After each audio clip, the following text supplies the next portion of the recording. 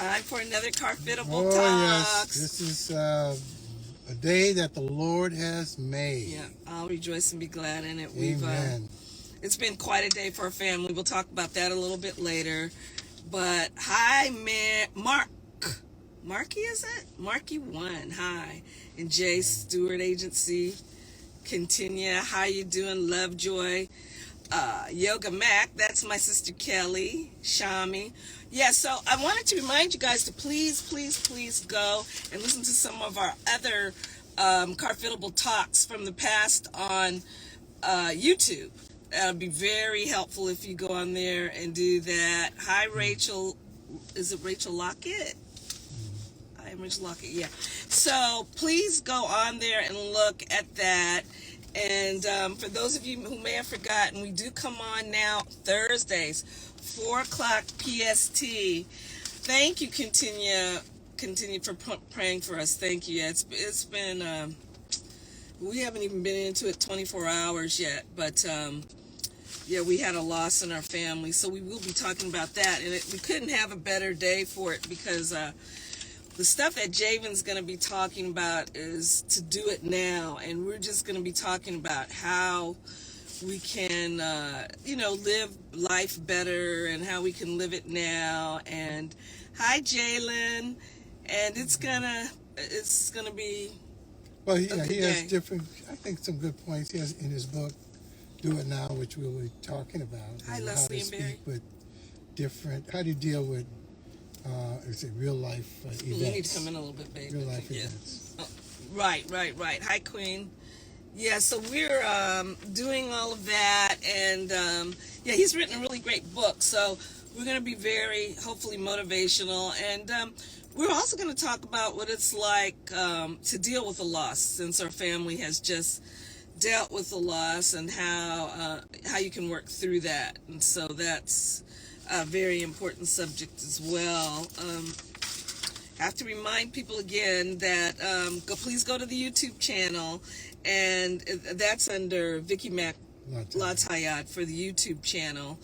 And of course, we're praying for Haiti still. And what's going on there in Haiti? Well, you of course know about the assassination, and so we'll just pray for the peace in Haiti. Pray for political stability.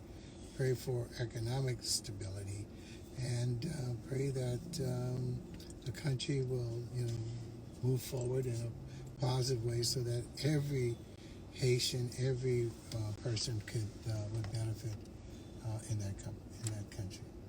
Yeah, it's a little tough right now, that's for sure. So we've got to get through that, and any other concerns or things that have come up in the news, please let us know if there's some things we're forgetting about, because we really like to stay topical as possible.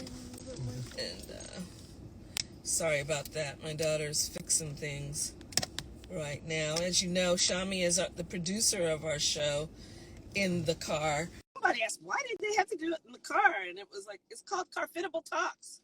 We talk in the car. So... Hey! Okay, we're all hatted up today. You love your hats, right? Yes, Javen. We've got Javen, your actual last name is? Campbell. Campbell, like, you're not related to the Campbells as in Warren and Erica, are you? No, not at all. It's Campbell from the Bahamas.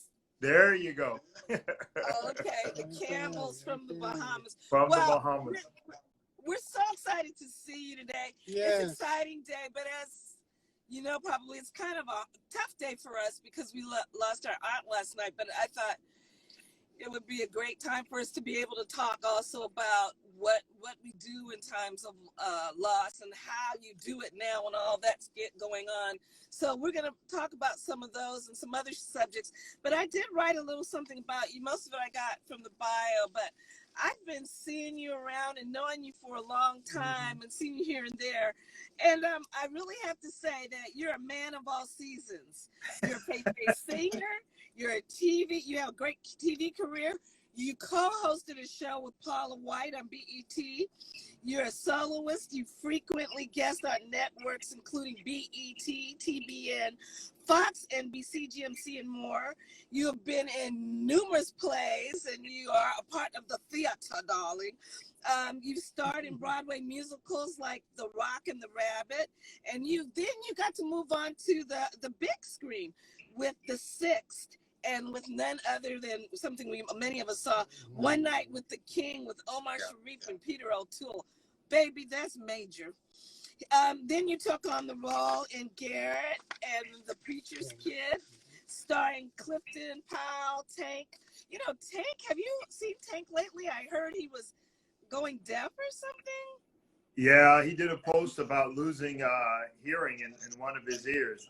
I haven't heard much more about it, but yeah, I thought that was very, very, very bad. Yeah, that's tough. So we're praying for Tank and LaToya Luckett.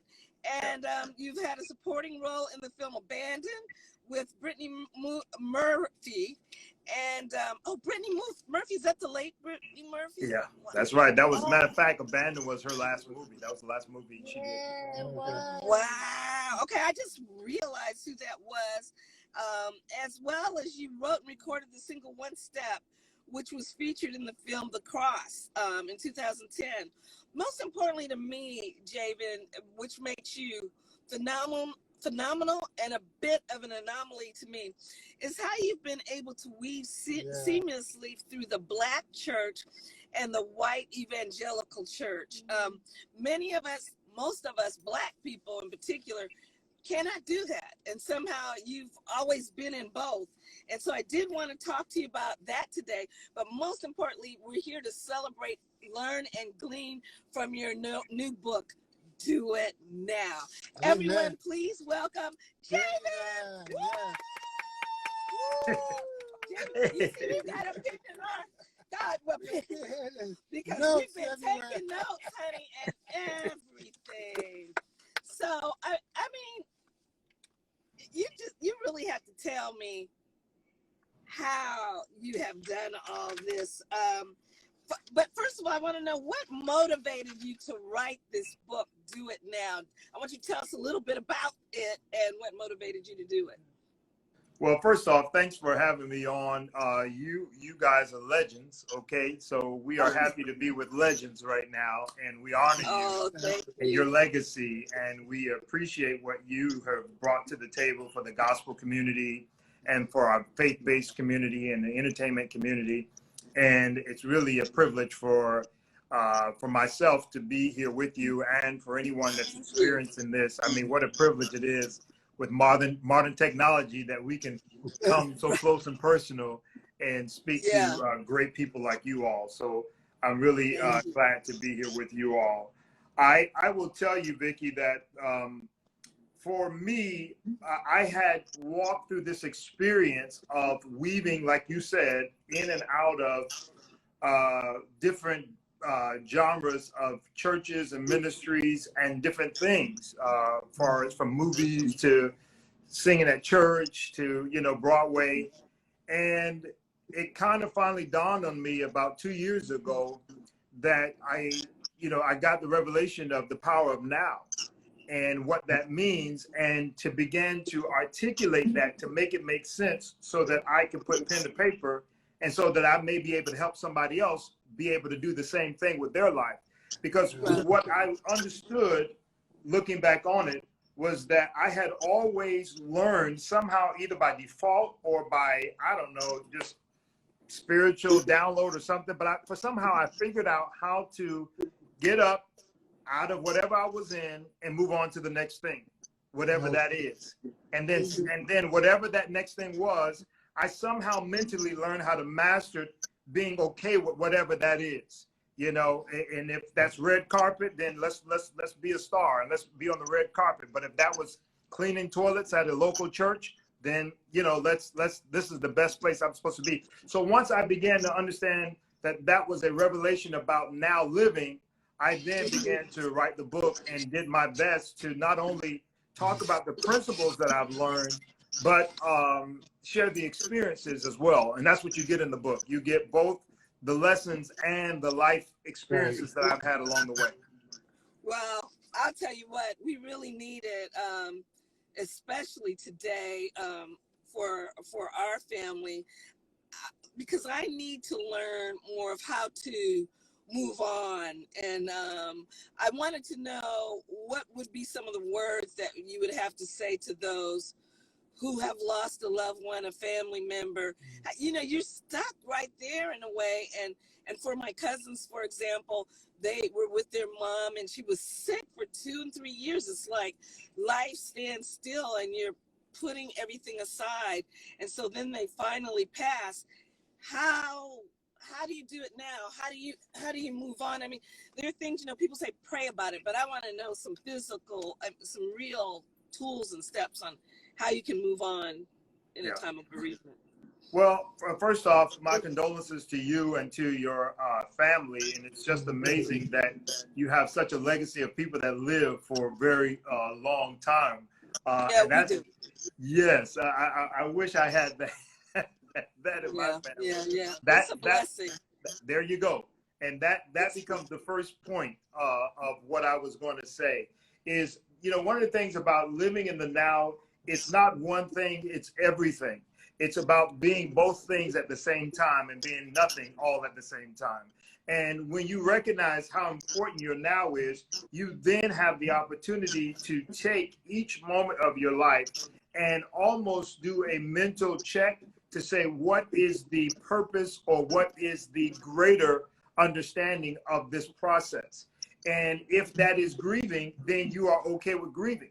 And you are okay with letting go of what needs to be released, far as in the pain of missing that loved one or whatever the case may be. One of the things that we make the mistake of doing is always trying to be at another place at another time, instead of being at the place we are and in the time that we are. So when you lose a loved one like this, it's not about trying to bring them back, and it's not about trying to move away from this. It's about receiving, you know, that broken-hearted experience of the love that you have for that person, and then knowing that there is a hope that you will see them again. So it's not a negativity. It's a positive thing in the sense that there's such a love there that I can feel this hurt. I mean, think about it. There's over 500,000 people that we know of that died from COVID in this country alone. I don't know. I can't say off the top of my head. I have family members that passed away. So for me to say I'm grieving over those, you know, over 500,000 people that lost their lives, I have an empathy for their families, but I don't know that the grieving is there because the love, the personal connection was not personally there. That doesn't take away from the value of their life. It just speaks to when you do have that feeling, that speaks to the love, the connection, the legacy that you have with that loved one. I want to say one more thing about this, because I talk about this in the book as well. Death is life's way of letting you know that it's your time to leave. It's an opportunity for us to understand that, you know, what we're supposed to do is process this to say, what was this person's legacy? And what did I gain from her life or his life? And then how does that apply to me? What am I doing to connect to my piece of her legacy to keep that going in the family? So if this aunt was the one that baked the chocolate cake or baked the baked ziti or whatever for the Thanksgiving, then you start processing it. Salad. She made the green yellow salad. There you go. So then you begin to start saying, how can I process in this now moment the opportunity to present that to the next generation so that we can keep her legacy going and keep it fulfilling. And I just want to say one more thing about this, and that is, and I mentioned this in the book too, pain is life's way of telling you that you're not dead. So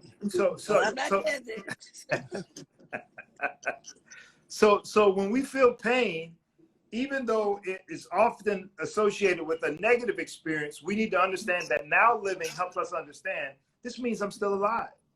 This means I'm still, the one that's carrying the torch. This means I'm it. So it's not easy. You know, change is never easy. You know, but it's necessary in order for life to go on. That's true. That's great. And I was listening to your story of being from a conservative family, and why don't you tell us a little bit about that and how your parents felt when you went through your change and your period. Tell us a little bit about that and how you learned about now. Yeah, I talk about in the book a little bit about, you know, being a son of a PK, and not only a PK but a Pentecostal preacher's kid, and I ended up at 17 years old getting my then girlfriend pregnant, and was about to bring a child into the world as a teenage father. My parents have been married, you know, all their life until my father passed away. You know, only thing I've known is a two-parent home and, you know, all that stuff. And here I come with my crazy self, breaking the rules and getting out of pocket with the integrity and the morals of how, you know, I was raised. And it then shakes up my whole foundation. As a matter of fact, it becomes the catalyst of my now experience in learning how to grab a hold of faith and understanding what faith is, because it becomes my first real low, dark season in my adult life, from far as what I can remember. I was rejected by the church. I was rejected by the community. I put a shame on the family's name. You know how it is. You going down the list. Yeah. And I remember, and I talk about in the book, you know, being at high school with my hand in my head at the kitchen table at that time, and thinking, you know, the dreams and all the stuff that I was hoping to do. I always knew I would, you know, do acting. I always knew I would do movies and music and all that stuff. But when you're a boy down in Hollywood, Florida, and there is no American Idol, there is no YouTube, there is no Instagram and all that kind of stuff. This is back in the 80s, you know, you're hopeless. So I thought all of that was out of the window. So I was in a deep depression, and my mom comes and sits at the table, and she looks at me, and to this day, it's the most powerful thing that anybody's ever said to me. She said, "Nothing changes." She said, "Nothing changes," and it seemed like when she said that, it spoke to, because your now is eternal. I want to say that you're always in your now. You're never in your past. You're never in your future. But your now is your past, and your now does become your future. And so when she spoke that, it was almost like she resonated with my past, but she also spoke into my future. And then it hit me in my now. And I then began to understand that if I just stay on the path and don't alter what I always destined in my life to do, that I would see the success in the dreams. And I got back up that particular day, and she said, you still are going to college. You're still going to go after your career. You're still going to make things happen. We'll do what we need to do with the baby, but you keep on going. And that was the beginning of many beginnings. And that's exactly what we did.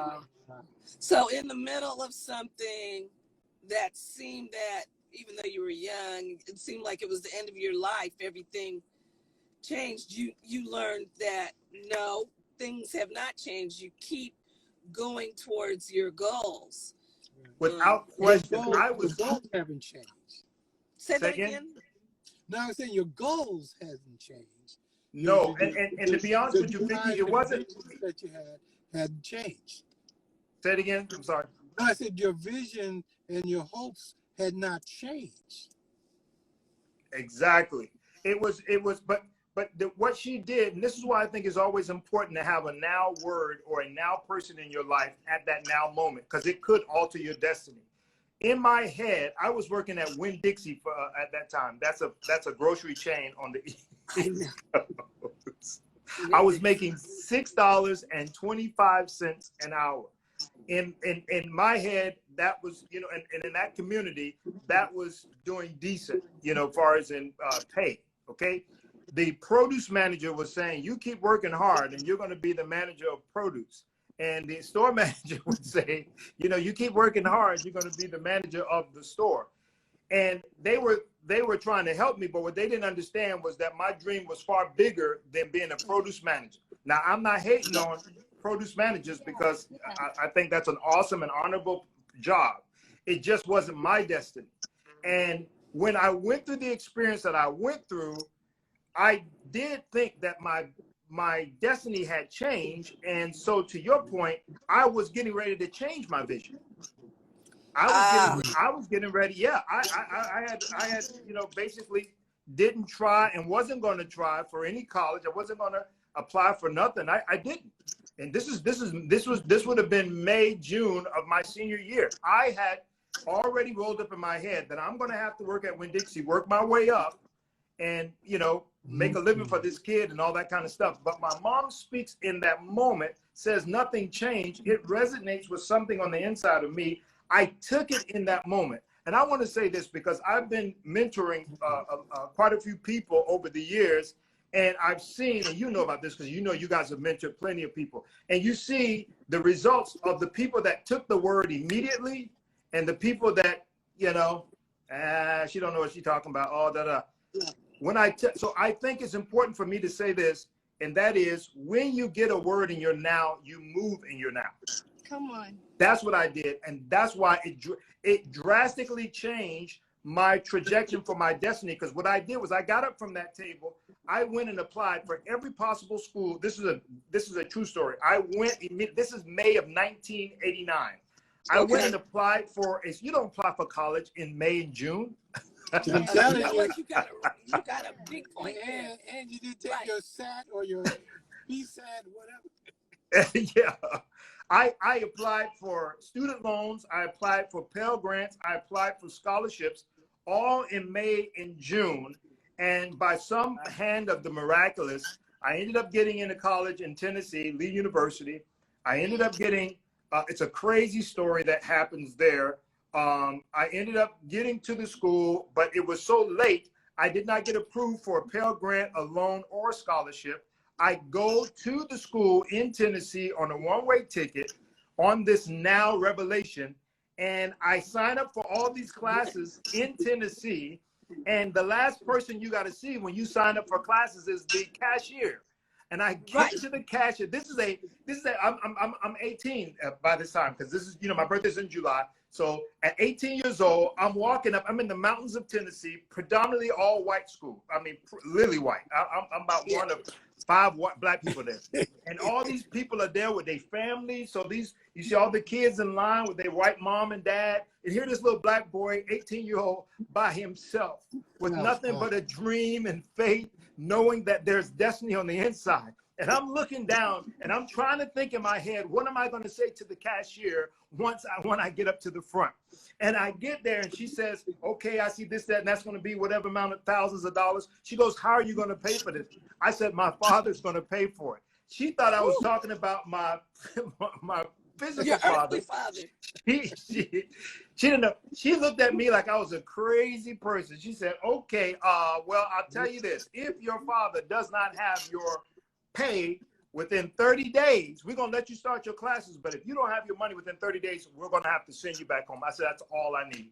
I walked out of the door, went into the courtyard of that college, and found my dorm room and started my classes. Every day, I went to the financial aid office and I asked them, like Celia on The Color Purple, has anything come for me? For me. Oh, I've been there. Look, I've been there. Come on. I mean, they got so tired of me coming to the financial aid office that they would see me coming down every day. They would see me coming down the hallway and they said, Mr. Campbell, nothing's here, nothing's here. They'd wave me off. I would say about the 31st day, I come walking down that hallway and the whole office go into an uproar, cheering and clapping. And I go, what's going on? They said, there were people that did not show up for their Pell Grants. There were people that didn't show up for their scholarships. That we had some extra money that came this way and that way. You've been coming here every day. We made a decision. We're going to give you all of that extra money. And that paid my first year in college. Woo, praise God. I threw my hands up and I walked out of there. And I'll never forget it. This is Cleveland, Tennessee. This is by Chattanooga. I walked out of there. I put my hands up towards the sky. I said, God, I know you got me. And I'm telling you, that's been my life journey ever since. Praise God. Ooh, I can testify too, man. Wow. That everyday, I call it that everyday faith. Yes, yes. I don't even know. I don't even know that. I don't even know that you can be successful without what you just said. People look at folks at certain levels and they go, "How did they get there and whatnot?" It takes a daily level of faith that keeps you transition because life doesn't stand still. It's daily. And I often say, I talk about this in the book, and that is opportunities are not lost. Other people just take them, so we don't lose opportunities. We just don't go and get them.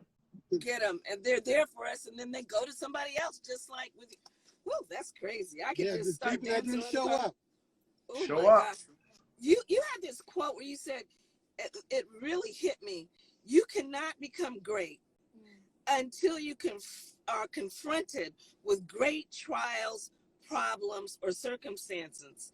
And often greatness is developed when you choose to stay instead of leaving when things get tough. Wow. Just what I mean, I want to really amen. We can just drop the mic on that one. But brother, go ahead and listen. I'm gonna keep that quote. I'm gonna tell you that. Without question, you are welcome to it. I believe that the misunderstanding about this, let me say it this way: what is getting us in trouble is not bad versus evil. Although we do know that exists, but I think most of us can identify when things are bad and know how to, do our best to walk away from it if we can. What is getting us in trouble is greatness versus average. That's what's killing our community. That's what's killing our destiny. That's what's holding us back. People have stopped striving for greatness. They think it's given by birthright.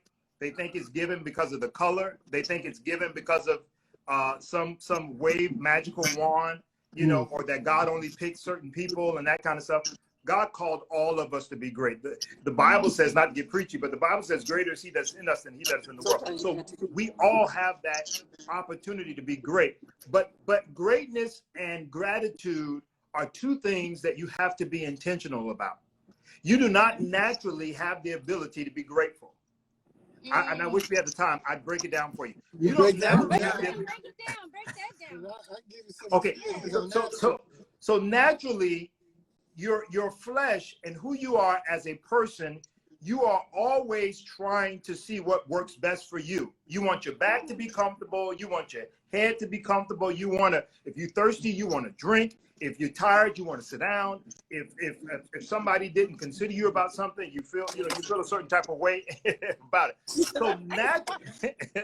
So naturally, you are not wired to think about the intentional the things that are going good in your life. Case in point, you can't tell me all the areas in your body that are good, but you can point out the area where there's something that's wrong. Immediately, you can go, hey, listen, my elbow is not doing good. But you don't think, oh, my spleen is fine. Oh, my third rib is okay. Oh, my knee joint is great. Oh, my 5 fingers, they're awesome. And, my ears is fine. We don't think about that. My eyebrows, we just think about the one thing that is ailing us or that brings us pain. So in order for us to be grateful, we have to intentionally say, I can breathe to both my nose today. We have to intentionally go, you know what? If I touch, you ever had to have a surgery on your mouth or something and you can't feel it? Today, I can touch, I can feel my mouth. If a bird chirps, I can hear the bird. You have to intentionally go and look for those areas and those things that are good in your life. And it brings about gratitude. So you have to begin to do the work to say, I'm going to intentionally look for all the good in my life. That's going to create a attitude. That's going to create gratitude in your life. That's going to change your attitude, your inside, and then it's going to manifest in your outside, which is your attitude, and then that changes your level, and then it takes your altitude up. So gratitude, attitude, altitude. Gratitude, attitude, altitude. It starts on the inside. It manifests on the outside, because that's all your attitude is. Your attitude is an outward expression of your inward thoughts. Yes. So when your thoughts are grateful, when your thoughts are intentional, it then changes how you approach people, how you approach the situation, and that begins to manifest itself as a residual result. And it's the same thing with being great. You're not going to wake up and be great one day. Right. You've worked with so many artists, and I know you've had to give this speech over and over again. Like, you have a gift, but that gift is good, right? But if you don't put the work into it, you're not going to be that great artist, or that great singer that you desire to be. That takes work. That takes trial and error. That takes pressure. That takes sacrifice, and that takes a lot of pain. But if you stay with it, you'll be great. Then you'll be great. That is so profound. I was wondering if I see it like, I think you talk about a muscle. It's like a muscle that you have to use. And I see that, and I'm going to use that more. I'm going to be more intentional about it now, using that muscle daily from this book. And I've kind of heard it before, but hearing it this way. And I must say, the book is fantastic, but hearing you speak these things brings the book to life for me. Wow. And so I'm really seeing it even more in that sense of things. But I was wondering, today with social media, all the difficulties with BLM and MAGA, and you being in both worlds, and also you were co-host with Paula White, who is very interesting now.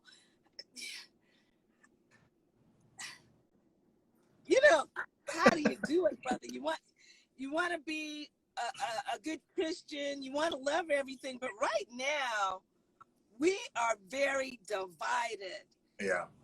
How in the world can we live in the now when even as faith-based people, we're so divided? Yeah. Help me with that. I don't know if I can help you with it, but I will say this: it is a very pressed time for our generation, And the first thing that comes to mind is the fact that this is our experience, but it's not the first experience. Our forefathers had to deal with obviously slavery. Others had to deal with civil rights movement and segregation, and you can go on down the list.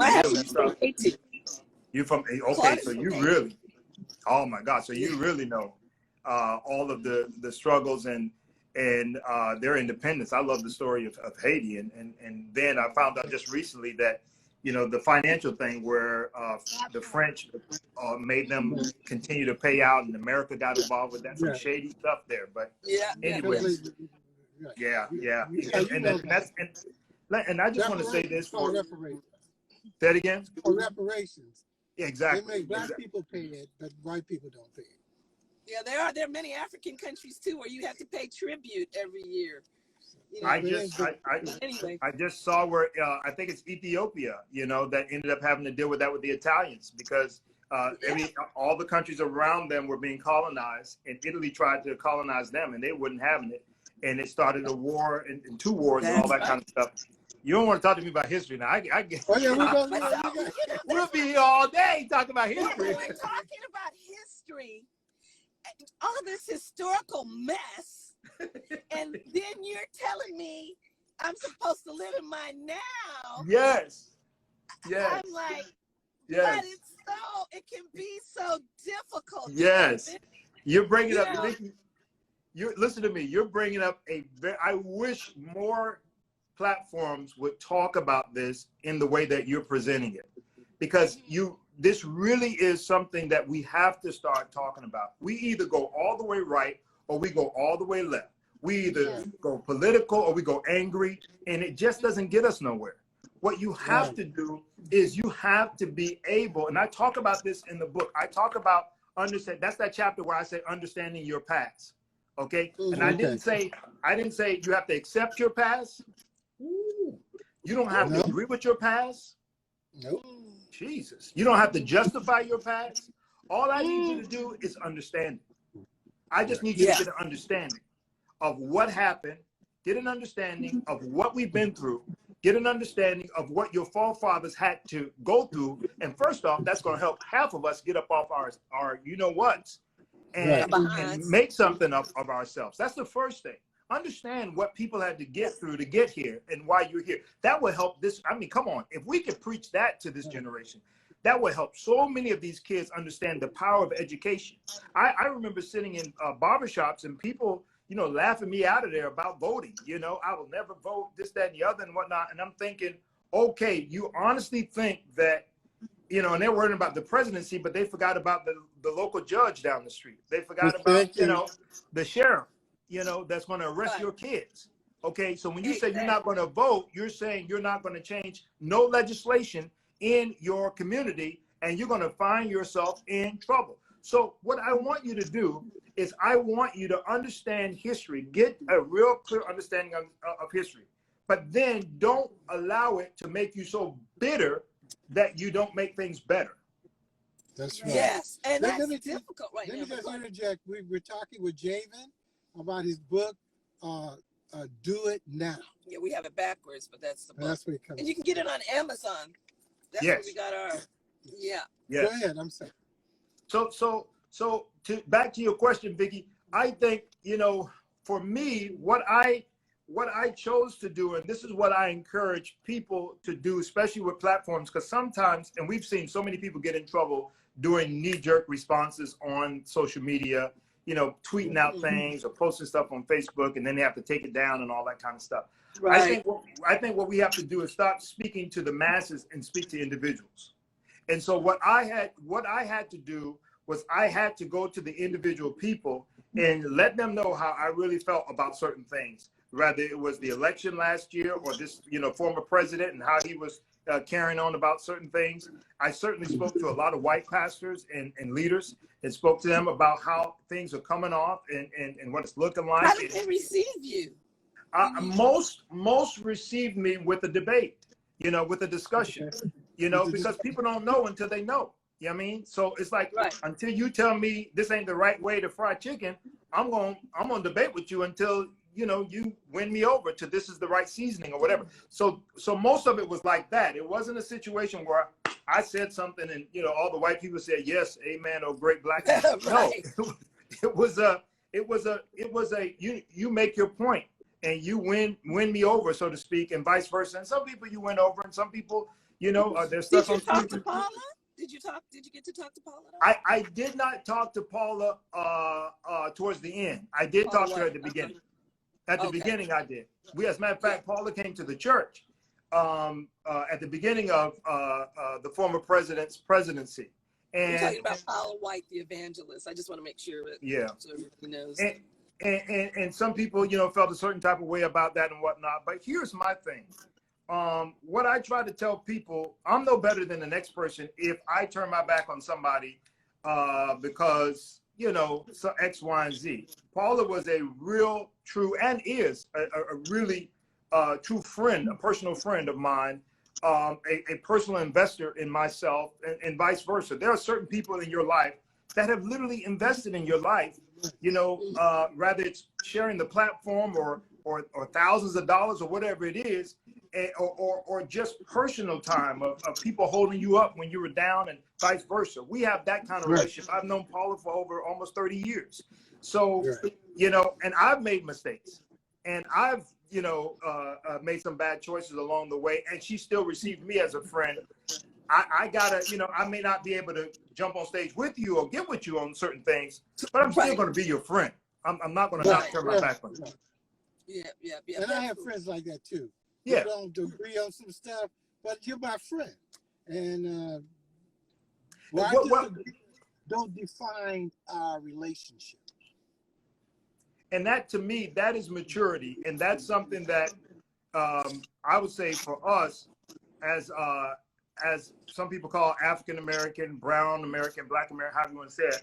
That's something where we have to learn how to not allow certain things to trigger us towards aggression and negativity and anger, but have those real conversations to say, here's what's going on. And it's hard. I'm not going to say that's easy. It's hard sometimes to be in those rooms. Hard.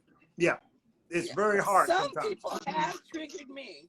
I was triggered by Paula, and I respect her, but I was triggered. So I'm just going to be honest about it. But I mean, I think you've got some things in here that deals even with triggering.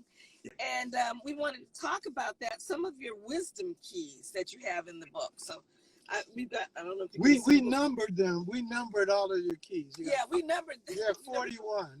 Yeah. 41 keys. I didn't even know that. I didn't even know that. 41. We went through this book, and we encourage everybody to, because it's life-changing, and I think it's something that really helps. But we like wisdom key that we numbered number 2. It says, change comes to those who are still living, so expect it. So change comes to those who are living, so expect it. Can you expound on that a little bit? Yeah, real quick. I change. Yeah, I think I did a short book a couple of years back called 100 Keys for Your Right Now, and in one of those we got wisdom that one keys, too. you have that. In one of those wisdom keys, I say change is never easy, but it's always necessary in order to go to the next level. So one of the things that you have to, life doesn't. There's a misconception that life stands still. You know, people say I'm taking a sabbatical, or they say, you know, I'm laying low, or all that. You're falling behind. That's all you're doing. There's no such thing. Laying low can be falling behind. That's deep. It's very deep. It's a huge mistake that people make. Life never stops. Life never everything keeps moving forward. So you either are falling behind or you're moving forward, but there is no such thing as staying still. Your life is a constant conduit of changes. And the moment you get okay with that, that's the moment you'll begin to really live.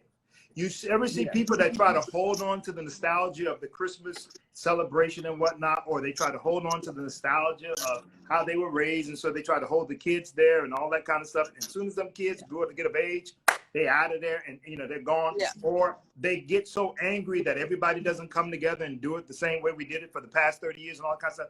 You're trying to hold a life. It's almost like, stallion horses, and you're at the ring trying to hold all these horses back, and you're frustrating yourself. You're not changing nothing. You ain't holding up. It's going to change regardless. You're just making yourself more agitated and frustrated for no reason at all. Flow with the changes. It's all right to say, hey, listen, we used to do Mama's house for Thanksgiving for 20 years. Now, we're at that financial level where we can all go Airbnb on the beach at Malibu and do Thanksgiving that way. Let's do that. Yeah, I mean, that's very deep and very true. Like, as I had mentioned earlier, and some of my family have come on. We lost a loved one, my aunt, yesterday. And that's the first thing I said. And I said it even on Instagram. Things will never be the same. And trying to, I'm kind of grappling with that right now, and how we used to do things. And so this is very helpful, because you could just gotta move on, take some of her things as legacies and things we might continue, but life is not going to stay the same. No, but Vicki, but here's the joy. You experience all of that with her. You see what I'm saying? Yes. You got the opportunity. Your children's children won't be able to say they experienced that, but you did. And that's why that's a pleasure. That's an honor. That's a joy. We have about 50 grandchildren in our family. It's 13 of us, and now it's about 50. Right. Yeah, it's a bunch of them. And the older grandchildren know my father, but the younger ones don't. And it's just like, we had to go through the pain of losing him, and the older grandkids had to go through the pain of losing him. But we also had the joy of knowing him. The younger ones never met him, and they sit around going, when they hear the stories, they go, I wish, we had a chance to have met Granddad. So that in that way, when we lose our loved ones, we have a joy, because we say, man, we had that experience with them, and it's an extraordinary experience. Now watch this. there are people now that are having an experience with you. What are you going to do with it? Are you going to go in the room and cry and lock up and let grief take over? Or are you going to keep living so these people can and learn? Because because people learn from how you live your life. You know, your daughter behind you is a fighter because she watched y'all fight. You see, right? And she is a risk taker because she saw the risk you guys took. So you're always being watched, whether you know it or not. So if you you know, if you cower away or throw in the towel during tough times like these, man, you know, what does that say? You know, to life around you? No, you have to keep living. You know, you may not go as fast, you may not be as cheerful or whatever, but you still keep going. Yes, that's so encouraging. But you know, you need to do this for me.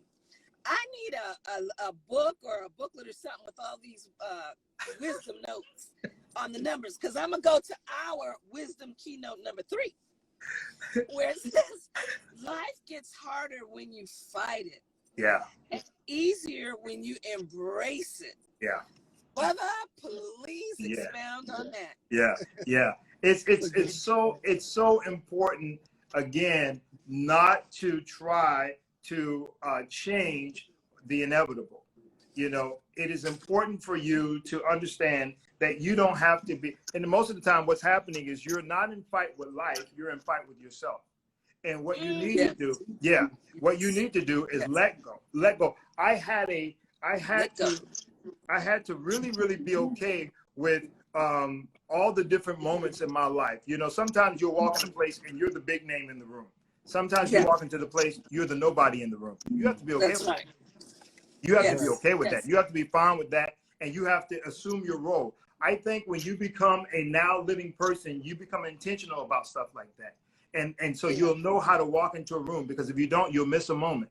If you walk into a room with greatness in there and legacies in there, and you come in there, you know, because the last room you were in, you were somebody, you might get totally, you know.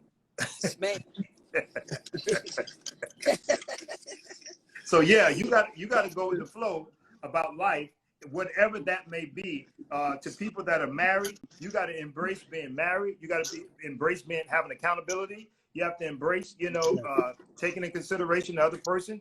People that are single, you got to embrace what it means to have your freedom, to do what you want to do, and go live how you need to live and enjoy your life. Can't be over there looking at married people trying to want that and all that kind of stuff. That's just going to make you miserable and stupid. And you're missing moments. You're missing moments. Move with life. Move with life. You said something else. I mean, there were so many profound tidbits. Like I said, I need it in a workbook form. You know what I'm saying, with my wisdom keys and everything. But you said, well, I'm asking the question from something you said. How do we stop fighting the ghosts of yesterday? Brother? Yes. Listen, you in this life, what will always be your greatest enemy is the past of your experiences. Now what I want to say about this is, this person or this ghost or this whatever only lives in your head. Right. That's the first thing. Oh my gosh, you're so right. It does not exist out here. We don't know that. We don't know that. Yeah. We don't know that person. We've never met him. We never experienced. And when we see you, that's your ghost. When we see him, I mean, when we see you, we don't even see that ghost. You're the only person that sees that. And until you oh my gosh. Until you manifest that in your words or in your attitude and whatnot, that thing is dead and it's gone. So what you've got to do is you've got to be willing to let, you know, you don't carry dead things. We bury dead things, you know, and we let those things go. And that's what you've got to do about your past. Again, your past is only in your head. Yes. It's only in your head. That relationship, that bad relationship, that's over. I mean, it's like talking about a high school sweetheart that, you know, that did you wrong or something like that. And you're like, well, you know, she's over there. It's gone. It's gone. Yeah.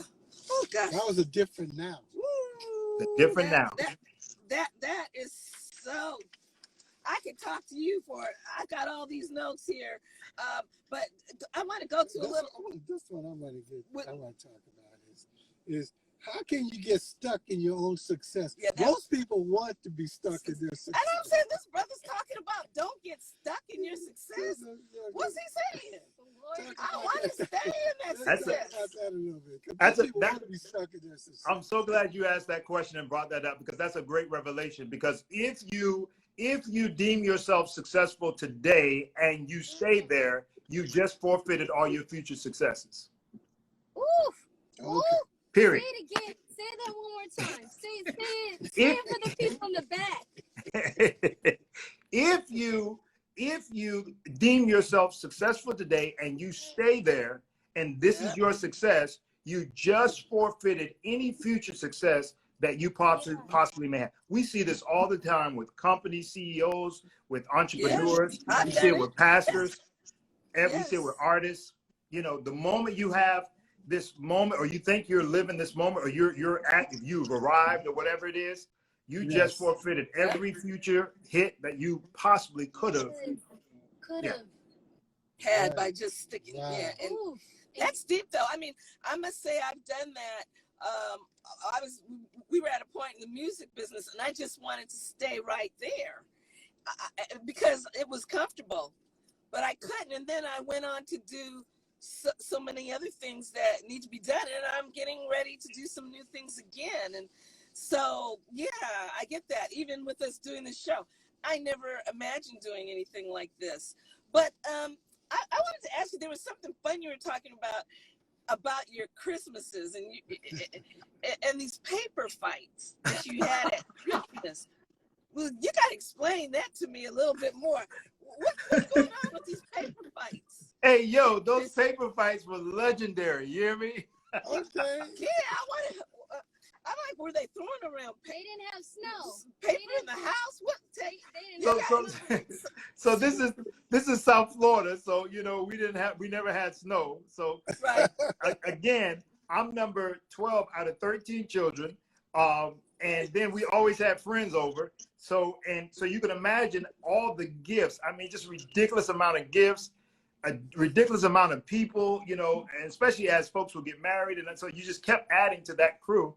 Well, by the time you don't open up all that gifts, the whole floor would be just filled with Christmas wrapping paper. And that was the cue at that point. I mean, my dad used to get so mad. You'd sneak and throw something and hit somebody in the head, and that person's mad. He's across the room, so now they gotta. My mom used to get livid. That sounds like fun. Oh my God, my mom used to finally just throw her hands up and just used to walk out of the room, and we just. And by the time you call the last, oh my God, you're talking crazy. To this day, that still happens. The grandkids do it now, and it's just crazy. Tradition. Well, I had to know. I had to know So more what is about that that. paper fight? Yeah, people like, are they throwing around? Yeah, that sounds kind of fun. We might have to adopt something. Yes, it's a blast. It's a blast. You just gotta watch out for the eyes, you know. But yeah. Well, let me go on to another one of these keys we got here. I'm looking through my look at this book, how marked up it is and everything.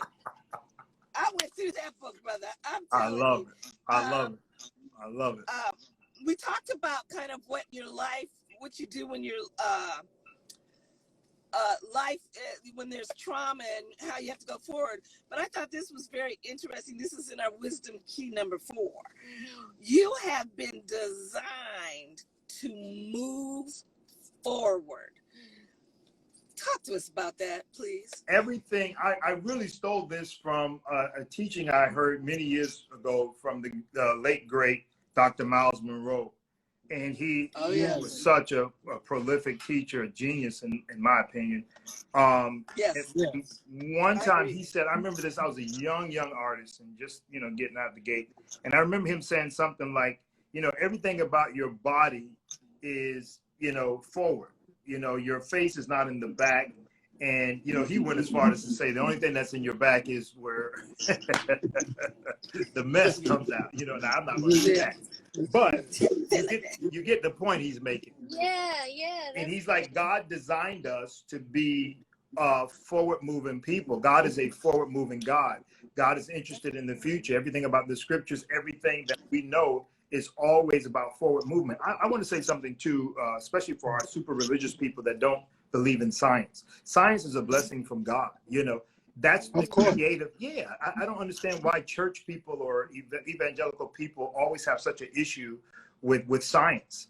You know, it comes from, trust me, if you can come up with a pill that will help somebody live longer, that's not last I checked, the devil's trying to kill you. He's not trying to extend your life. That gets us into these vaccinations and everything. It is crazy out there.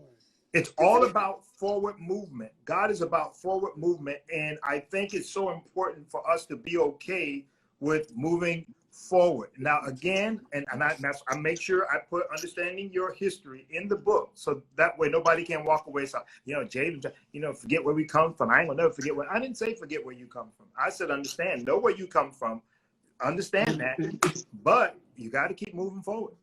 Amen. Yes. I got another wisdom for you. I like that. I got lots of these wisdoms. Like I said, I would love a book, just a workbook or something that I can run through all the time to get to these wisdom keys. Life is designed to challenge you. Don't let the challenges become your struggles. Ooh. That's number 8. Number 8. And there's 41 keys. We only on 8. Are we doing all 41? Yeah, we got 41 of them. Y'all gonna have to buy your book. Right. Do it now to get all of them. But yeah, I do need a little workbook with my little. Wow. Yes, you might. We might need to work on that.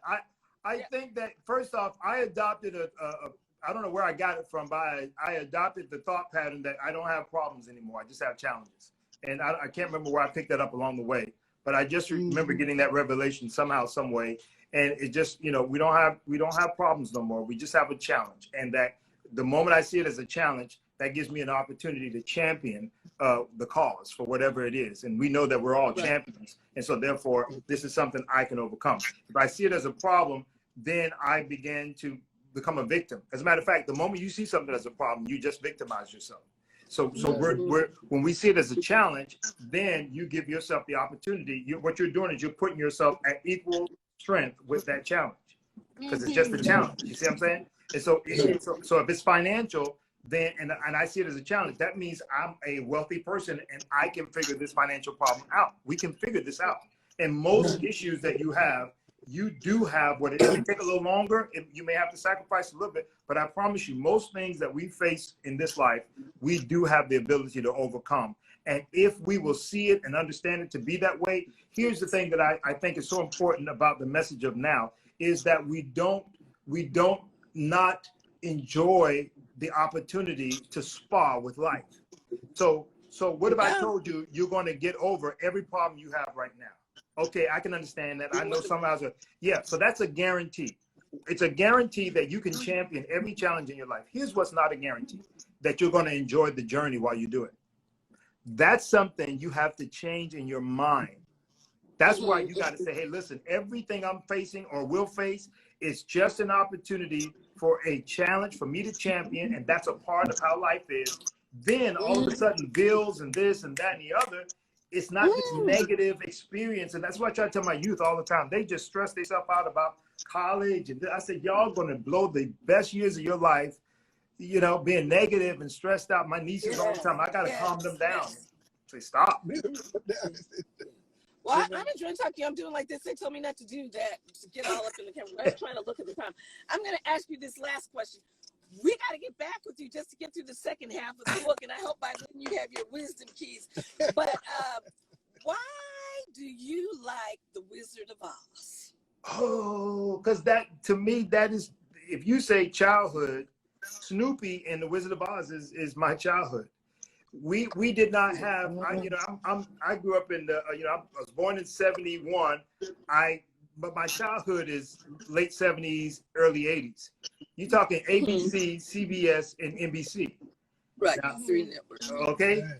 So these kids don't understand that. They got, 24 hours. They got so much. Y'all don't get it. Y'all don't get it. You had ABC, CBS, and NBC. That's all you had. That's all you had. The 3 big channels. You can, and you didn't, black folks go to the movies and all kind of stuff now. Back in them days, you ain't like mom and them had money to just be going to the movies and all that. Exactly. So, and you had 13 kids? Exactly. You might have channel 9 or 13. That's right. So when the 1 or 2 times, I feel like they used to play Wizard of Oz maybe once or twice a year or something like that. Yes. Christmas. Okay, so every time when we knew Wizard of Oz, buddy, oh my God! I mean, we would all run. Yeah. You took your bath quick. You took a quick shot. You ready? You set up, man. Waiting for the Wizard of Oz. That's true. Waiting for the Wizard of Oz. The Wizard. Okay. It was amazing. So, that was and so you've got the Scarecrow and all that, and I heard you even got some life lessons out of that. Yes. See if I can find a few of them. It says here, all 3 characters, the Scarecrow, Tin Man, and Lion, exemplified something Dorothy had to discover. Her path and companions allowed her to pull off her blinders so she could have a greater appreciation of who she really was. Wow. Right. Who knew you could get a whole message out of the Wizard of Oz? Well, yeah, but there are some great messages in there. There is, and especially for her journey coming through. Yeah, I have so enjoyed talking to Javen. We have to get back together, like I said, because I really just want to comb through this. You guys, to me, if you get this book just for the keys that he's got in here of wisdom, there's so much fruit in it. But go to Amazon, you'll get it in 2 days. And are you pastoring now? What are you doing like this very minute? Yes, I pastor the Now Church in Hollywood, Florida. We launched 7 years ago, and we just acquired our building this year. And it's a thriving, awesome, multicultural, multi-generational church. Extremely proud of. As a matter of fact, we're getting ready for our SummerSlam Sport Camp. We do a sport camp every year for foster care kids and children home kids, over 200 kids, and basketball, tennis, volleyball. And then we preach and teach them, integrity and the word of God. And it's just a whole lot of outreach. We do an awesome elderly program for our elderly. I love that. And of course, the homeless and all that kind of stuff. So I'm I'm glad that I stopped down long enough to keep the legacy of my father and my family alive as it pertains to church. So if you're ever in South Florida, Now Church, Hollywood, Florida, come see us. Oh, wow. And you're on TBN. Yes. As a matter of fact, I'm on TBN tonight. That's right. So we better let you go too. But thank you so much. We've enjoyed having you, and so we need to catch you on TBN tonight. Yes, you can tune in right now, and we're on there. Jacqueline, I think Jacqueline's on the show with me. Jacqueline Carr and some other artists. Yeah. Okay. Oh gosh, this has been great. We got to get back together with you. I hope everyone has enjoyed us being with, I guess, Pastor Javen is the way it probably should be said. And thank you so much. Thank you so much. We hope to see you again soon. Bye-bye. Love you guys. Thank you. Much success. Thank you. Success. God bless. Hello. What's up? Thank you so much for watching Carfitable Talks. Thank you. Please remember to press that like button, and we need you to subscribe. And also, leave some comments. Really need to hear from you. thank you.